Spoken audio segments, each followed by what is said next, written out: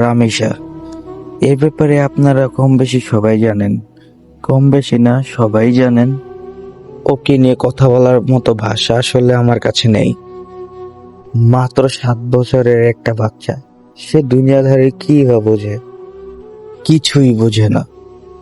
তাকে যেভাবে দুনিয়া থেকে সরিয়ে দেওয়া হলো, তা দেখার পর কোনো সুস্থ মানুষের মাথা ঠিক থাকতে পারে না। আমারও নেই। এরকম ছোট একটা বাচ্চা, যাকে দেখলে কোলে তোলে নিয়ে আদর করা যায়, কপালে একটা চুমু দেওয়া যায়, এইরকম একটা নিষ্পাপ প্রাণকে মুহূর্তের মধ্যে শেষ করে দিল।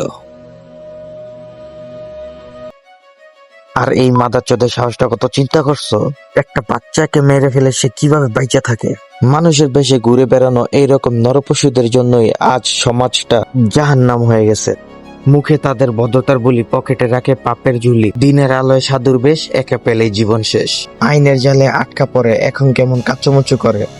এইসব জানোয়ারের বাচ্চা খাঙ্কির পোলা মাদারচোদ করে জেলের ভাত খাইয়া কি মোটা তাজা করে কি কোনো লাভ আছে? এইসব জানোয়ার বাচ্চা গুলোকে দরকার রাস্তার মাঝখানে আইন না 2 পা ফাঁক কইরা চাইনিজ কুড়াল দিয়ে কোবাইয়া।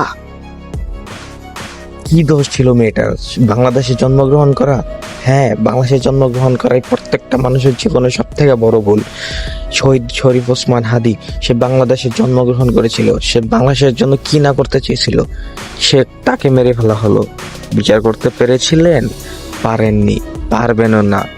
তার বিচারটা কি করতে পারবেন, এটাও জানেন না।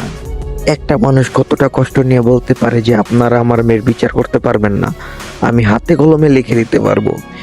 কতটা কষ্ট নিয়ে সে এই কথাটা বলতে পারে?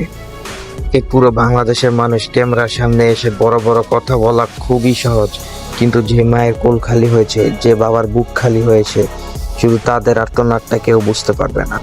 এই নাটক আর কতদিন চলবে? এরপর কি শুধু তারিখের পর তারিখ আর অন্তহীন অপেক্ষা?